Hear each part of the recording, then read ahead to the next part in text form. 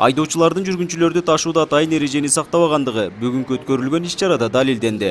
Өз балдарын балдар бакчаларына алып келген ата-энелер автоунааларынын алдыңкы орундугуна отургузуп алгандыгы үчүн патрулдук милициянын кылтагына илиништи. Мыйзамга ылайык бул айдоочулар административдик жаза кодексинин 235-биренесинин 5-бөлүмү боюнча 2000 сом өлчөмүндө айып пул төлөшөт. 12 жашка чейинки жаш өспүрүмдөрдү автоунаанын алдыңкы отургучуна, ошондой эле мотоколяскага отургузганга тыюу салынат деген жери бар. Ага карабастан биздин айдоочулардын көпчүлүгү азыркы учурда жаш өспүрүмдөрдү автоунаанын алдыңкы орундуктарына отургузуп алышып, жол кырсыктары катталып калып атат. Акыркы маалыматтар боюнча жыл башынан бери жол транспорт кырсыктарынан облус аймагында 3 өспүрүм каза болуп, 7-өсү денелеринен аркандай жарат алышкан. Алар кырсык болгон учурда автоунаанын ичинде болгондугунан ушундай окуяга туш болушкан. Мындан улам жүргүнчүлөрдү ташууда айдоочулар коопсуздук эрежелерин сактоосу зарыл.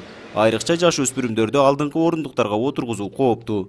Балдарыны негизи аркасына отургузган жакшы, алдыда кокус ДТП болсо, биринчи ошо эме алдындагы отургандар эме жабыр тартат. Ошон үчүн жаш балдар артына эле отурган жакшы.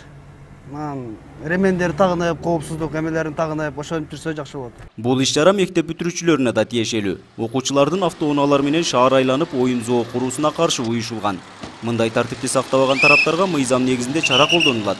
22 майдан 4-июнга чейин Баткен облусунун бардык аймактарында 75 патрулдук милиция кызматкерлери жол эрежелерин көзөмөлдөп турушат. Ошол күндөрү эч кандай кортеж, колонна бүтүрүүчүлөр тараптан болбойт. Эгер андай болуп биз тарабынан патрулдук милиция кызматкерлери тарабынан аныктала турган болсо, Кыргыз Республикасынын административдик жаза кодексинин 247-беренесинин негизинде автохулиганство деп коет.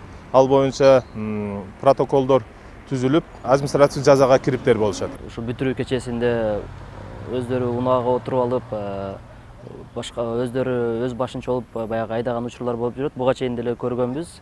Анан ошол окуучулардын арасында баягы жол кырсыктарындагы буга чейин баарыбыз эле көрүп билип жүрөбүз. Ошондуктан азыркы ушул чыккан мына ГАИ кызматкерлери алдын ала эскертүү бергени бул эң туура деп ойлойм. Тиешелүү жактар тарабынан канчалык тыюу салынганына карабай, акыркы коңгуроо күнүндө окуучулардын автоунаалар менен кортеж уюштуруп, кыдырып жүрүшкөнү белгилүү.